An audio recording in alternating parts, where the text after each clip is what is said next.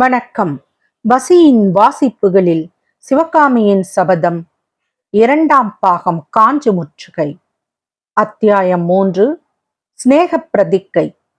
ஒரு பக்கம் மாமல்லருடன் சல்லாபம் செய்து கொண்டு வந்த போதே மற்றொரு பக்கத்தில் காஞ்சி மாநகரின் விசாலமான ராஜ வீதிகளையும் வீதியின் இருபுறமும் காணப்பட்ட மாட மாளிகைகளையும் ஈமைப்பது போல ஜனக்கூட்டம் நிறைந்த கடை வீதிகளையும் இடையிடையே தீபாலங்காரங்களுடன் விளங்கிய சிவாலயம், விஷ்ணு ஆலயங்களையும், தெய்வ தமிழை வளர்த்த சைவ வைஷ்ணவ மடங்களையும், பௌத்தர் சமணர்களின் கோயில்களையும், வேத கோஷம் எழுந்த சமஸ்கிருத கடிகை ஸ்தானங்களையும், சிற்ப சித்திர கலா மண்டபங்களையும் பரஞ்சோதி கண்கொட்டா ஆர்வத்துடன் பார்த்து கொண்டு வந்தார்.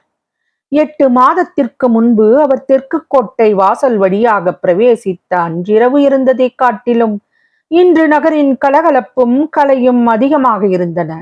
அன்றைக்கு யுத்த செய்தி திடீரென்று வந்திருந்தபடியாலும், கோட்டை வாசல்கள் சாத்தப்பட்டு நகரமெல்லாம் ஒற்றர் வேட்டை நடந்து கொண்டிருந்தபடியாலும் காஞ்சி நகரம் அப்படி பொலிவிழந்து காணப்பட்டது போலும்.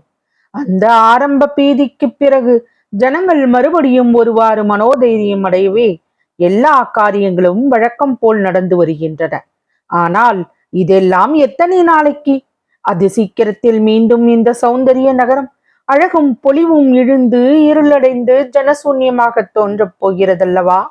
இந்த எண்ணங்கள் எல்லாம் மாமல்லரின் ரதத்தில் வந்து கொண்டிருந்த போது பரஞ்சோதியின் உள்ளத்தில் இடையிடையே எழுந்து கொண்டிருந்தன. ஏகாம்பரநாதர் கோயில் சன்னதிக்கு வந்ததும் அந்த திவ்ய சன்னதியின் மகோன்னதமான தோற்றத்தில் இருந்தே அதுதான் ஏகாம்பரர் கோயிலாக இருக்க வேண்டும் என்று பரஞ்சோதி ஊகித்து தம்முடைய ஊகம் சரிதானா என்று மாமல்லரை வினாவினார்.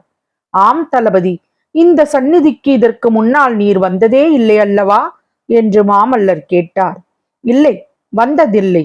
முந்தடவை இந்த நகருக்குள் நான் பிரவேசித்த போது ஏகாம்பர் சன்னதியைத்தான் தேடிக்கொண்டு வந்தேன். ஆனால் இந்த இடம் வரையில் அன்றைக்கு வந்து சேரவில்லை. கொஞ்சம் ரதத்தை நிறுத்தச் சொல்லுங்கள், காஞ்சியின் இருதய ஸ்தானத்தை நன்றாய் பார்க்கிறேன் என்றார் பரஞ்சோதி. கோயிலுக்குள்ளே ஒரு தீப வரிசைக்கு பின் இன்னொரு தீப வரிசையாக முடிவின்றி ஜொலித்துக் கொண்டிருந்த அலங்கார தீபங்களையும், கோயிலுக்கு எதிரே கம்பீரமான தேர் நின்ற நாற்சந்தியையும், தேரடியிலிருந்து நாலா பக்கத்திலும் பிரிந்து சென்ற தேரோடும் வீதிகளையும், குன்றுகளைப் போல பல்வகை புஷ்பங்கள் குவிந்து கிடந்த கடைகளையும், தேங்காயும் கதலியும் மலைமலையாக குவிந்து கிடந்த கடைகளையும், அற்புதமான சிற்பத்திறனுடைய தூண்களின் மேலே அமைந்த 100 மண்டபங்களையும் பரஞ்சோதி பார்த்துவிட்டு, ஆஹா, புலிகேசியின் காதலுக்கு காரணம் இல்லாமல் போகவில்லை என்றார். புலிகேசியின் காதலா? என்ன சொல்லுகிறீர் தளபதி என்று மாமல்லர் கேட்டார். புலிகேசி இந்த காஞ்சி சுந்தரியின் மேல் கொண்டிருக்கும் காதலை பற்றி வீரர் வஜ்ரபாகு எனக்கு சொன்னார். காஞ்சி என்னும் பெயரை கேட்டதும் காதலியின் பெயரை கேட்டால் காதலனுடைய முகத்திலே என்ன மாறுதல் உண்டாகுமோ அம்மாதிரி மாறுதல் புலிகேசியின் முகத்தில் உண்டாயிற்றாம். தளபதி, வீரர் வஜ்ரபாகு எவ்வளவுதான் சாமர்த்தியசாலியானாலும் அப்படி துணிந்து புலிகேசியுடன் போயிருக்க கூடாதல்லவா? உம் கருத்து என்ன என்று மாமல்லர் கேட்டார். அதற்கு மறுமொழி சொல்லாமல் பரஞ்சோதி, பிரபு, இங்கே திருநாவுக்கரசர் மடம் எது என்றார். அதோ வெறுமையாக கிடைக்கிறதே, அந்த கட்டிடம்தான். ஆஹா, இந்த மடத்தில் சேர்ந்து தமிழ் கல்வி கற்பதற்காகத்தான் வந்தேன். நான் கல்வி கற்பதற்காக வந்த முகூர்த்தம் மடத்தையே மூடும்படியாகிவிட்டது என்றார் பரஞ்சோதி. நரசிம்மவர்மர் மீண்டும் இளநகை புரிந்துவிட்டு, பல்லவ குலத்திற்கு நீர் எவ்வளவோ மகத்தான சேவைகளை எல்லாம் செய்ய வேண்டும் என்று ஏற்பட்டிருக்கும் பொழுது நாவுக்கரசரின் சீடராக நீர் எப்படி போயிருக்க முடியும்? அதோடு என்னிடம் நீர் தமிழ பயில வேண்டும் என்பதும் தெய்வத்தமிழ் மொழியை அளித்த இறைவனுடைய சித்தமாக ஏற்பட்டிருக்கிறதே. இதை தெரிந்து கொண்டுதான் அன்றிரவு அந்த யானை மதம் கொண்டு ஓடி வந்ததோ என்னவோ, அதன் காரணமாகத்தானே இப்படியெல்லாம் நேரிட்டது என்றார் பரஞ்சோதி. உடனே சட்டென்று நினைத்து கொண்டு, ஐயா, ஆயனாரும் சிவகாமியும் சுகமாக இருக்கிறார்களா என்று கேட்டார். சிவகாமி என்ற பெயரை கேட்டதும் மாமல்லரின் முகத்தில் ஏற்பட்ட மாறுதலை பரஞ்சோதி கவனியாமல் போகவில்லை. ஆஹா, காதலை பற்றிய வஜ்ரபாகுவின் கூற்றுக்கு மாமல்லரே உதாரணமாக இருக்கிறார் என்று மனதில் எண்ணிக்கொண்டார். மாமல்லர் மறுமொழி கூறிய போது அவருடைய குரலிலே கூட மாறுதல் இருந்தது. சுகமாக இருக்கிறார்கள் என்று தான் அறிகிறேன் தளபதி. ஆனால் அவர்களை நான் பார்த்து பல மாதங்கள் ஆயின. ஆயனாரின் பழைய அரண்ய வீட்டிலே தான் அவர்கள் இருக்கிறார்கள். சக்கரவர்த்தியின் கட்டளைப்படி துறைமுகத்தில் திருப்பணி செய்த கல்தச்சர்களை எல்லாம் பாரத மண்டபங்கள் கட்டுவதற்கு அனுப்பிய பிறகு ஆயனாரும் மாமல்லபுரத்தில் இருந்து தமது ஆரண்ய வீட்டுக்கு திரும்பி வந்து விட்டார் என்று மாமல்லர் கூறிய போது அவருடைய வார்த்தைகளிலே முன்னே காணப்படாத உணர்ச்சி தொனித்தது.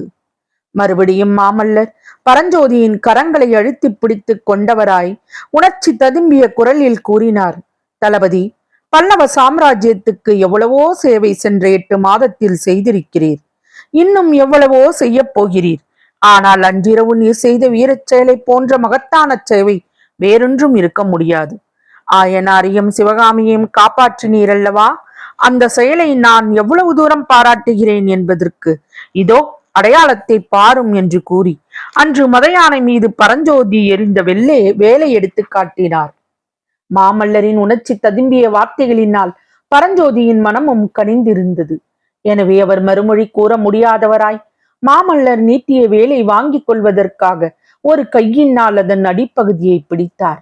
நரசிம்மவர்மர் வேலை கொடுக்காமல் தாமும் அதை ஒரு கையினால் பிடித்து கொண்ட வண்ணம் சொன்னார், இந்த ஏகாம்பரர் சன்னதியில் நான் எத்தனையோ தடவை எனக்கு ஒரு உற்று நண்பனை அளிக்க வேண்டும் என்று பிரார்த்தனை செய்திருக்கிறேன். அந்த பிரார்த்தனையின் பயனாகவே நீர் இந்த காஞ்சிக்கு வந்ததாக நம்புகிறேன். தளபதி, இந்த சன்னதியிலேயே நீரும் நானும் இன்று சிநேக பிரதிக்கை செய்து கொள்ளுவோம். ஆயனாரையும் சிவகாமியும் காத்த இந்த வீரவேலின் மீது ஆணை வைத்து நம்முடைய நட்பை நிலைப்படுத்திக் கொள்ளுவோம் என்றார். ஏகாம்பரநாதரின் திருச்சன்னதியில் அப்போது தீபாராதனைக்குரிய ஆளாச்சி மணி ஓம் ஓம் என்று ஒலித்தது. அன்றிரவு கண்ணபிரான் கமலியிடம் சொன்னான், என் கண்ணே, உன்னுடைய சிநேகிதி சிவகாமியின் சக்களத்தியை இன்று ரதத்தில் வைத்து ஓட்டி கொண்டு வந்தேன். அதை நினைத்தால் எனக்கு துக்கம் துக்கமாய் வருகிறது. இது என்ன பிதற்றல்? நீ சொல்வது உண்மையானால் அவள் யார் என்று இப்பொழுது சொல்லு. உடனே போய் விஷம் கொடுத்து கொன்றுவிட்டு வருகிறேன் என்றாள் கமலி. அவள் இல்லை, அவன். மதயானை மேல் வேல் எறிந்து உன் சிநேகிதியை காப்பாற்றிய வாலிபன் போர்க்களத்திலிருந்து திரும்பி வந்திருக்கிறான். அவன் இப்போது காஞ்சி கோட்டையின் தளபதியாம். அவனோடு குமார சக்கரவர்த்தி குலாவியதை பார்த்தால் சிவகாமியை கூட மறந்து விடுவார் போல தோன்றியது. உனக்கு தெரிந்த லட்சணம் அவ்வளவுதான். அந்த பிள்ளையின் மேல் மாமல்லருக்கு ஏன் அவ்வளவு பிரியம் என்று நான் சொல்லட்டுமா? என் தோழியை காப்பாற்றி கொடுத்ததற்காகத்தான் கண்ணா. இதிலிருந்தே மாமல்லரின் மனம் எவ்வளவு உறுதியாக இருக்கிறது என்று தெரிகிறது என்றாள் கமலி. உன் புத்தி கூர்மையே கூர்மை. கேவலம் ஒரு ரதசாரதியை போய் நீ கல்யாணம் செய்து கொண்டாயே. ராஜ்யம் ஆளும் மதிமந்திரியை அல்லவா நீ மணந்து கொண்டிருக்க வேண்டும் என்று கண்ணன் சொன்னான். அதனாலே தான் காதலுக்கு கண்ணில்லை என்று பழமொழி ஏற்பட்டிருக்கிறது. உனக்கு தெரியாதா என்றாள் கமலி. தொடரும். வசியின் வாசிப்புகள் பிடித்திருக்கும் என்று நம்புகிறேன். எனக்கு சப்ஸ்கிரைப் செய்து, லைக் செய்து, ஷேர் செய்யவும். தங்களின் மேலான கருத்துக்களை கமெண்டில் பதிவிடவும். அதுவே எனக்கு உற்சாகமூட்டும். நன்றி.